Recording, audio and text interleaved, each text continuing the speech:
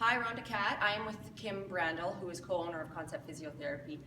Along with my assessing that I do with my athletes, I work very, very closely with Kim, and she does a full assessment on my athletes before I do any training, just to make sure that I am not going to miss anything in their programming.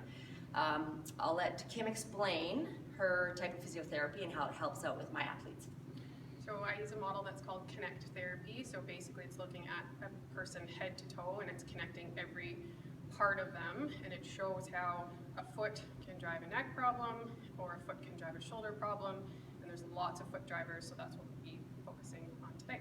So today we're going to talk about a half kneeling position, a tall kneeling position, and a supine position. Do you want to do standing first? Standing? Okay.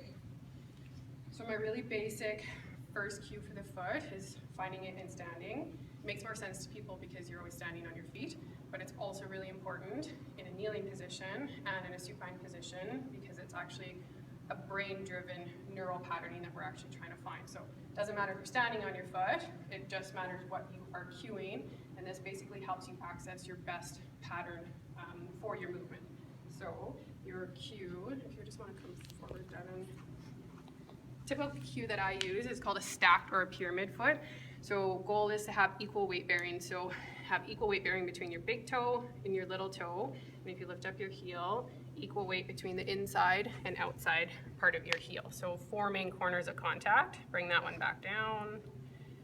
And really trying to have some space in here. So Rhonda's foot is a little bit tight, so she's gonna think about letting go of some of this tone in through here. Just let your toes wiggle.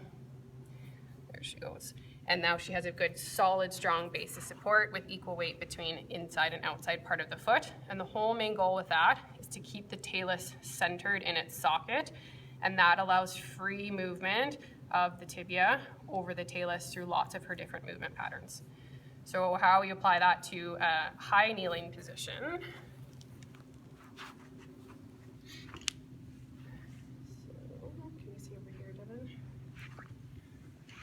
In this position with Rhonda, so often this is where people want to be. So they want to be a little bit inverted, and you can really see where her pattern wants to be more non-optimal here. So where I would like to have her in kneeling is more of a cued position. So she tucks her toes underneath her, and she can do this in her shoes. She's now thinking about her stacked foot. Even though she's not standing on these points, she has thinking about being equal contact with here and here, and having a nice centered heel so she's not stuck in her inversion. Again, she's not standing on it, but it is creating a more optimal pattern for her brain because she's a foot driver, which means her foot is a very important part of what's driving the rest of her body. For high kneeling, or half kneeling, so 2 feet to think about if both of your feet drive your non-optimal pattern. So again, similar to standing, she wants to think about having equal weight between here and between here. And then in here, she's still in a little bit of her inversion. So if you just lift your heel up, really thinking of dropping that inside and having a really nice stacked foot. As she stacks that heel, she centers her talus again. And again, that's going to allow freedom of movement of her tibia forward. And it's also going to create a really nice neural pattern for the rest of her movement. On her back foot, similar to the high kneeling, she again is in her stacked foot position. So as if she was standing on this, she has equal weight between her big toe and her little toe, and her heel is centered, so it's parallel, not in this inverted kind of position. So if you just stick your foot down, again, there she wants to go more into her twist in her calcaneus. So if you bring your foot back up, that's a more optimal neural patterning happening because of the way she's having to recruit the rest of her muscles up her chain to actually hold her foot there. Okay, supine. So supine.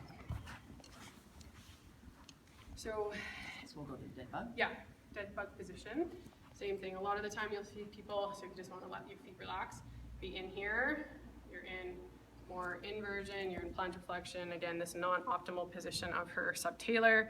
If she thinks about standing on her foot, engaged just like she was actually standing on it, that creates a better neural pattern for her brain, and she's engaged And same thing with this foot.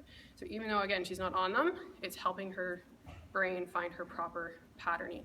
So if she's a foot driver, then that's a really important part to have for her dead bug.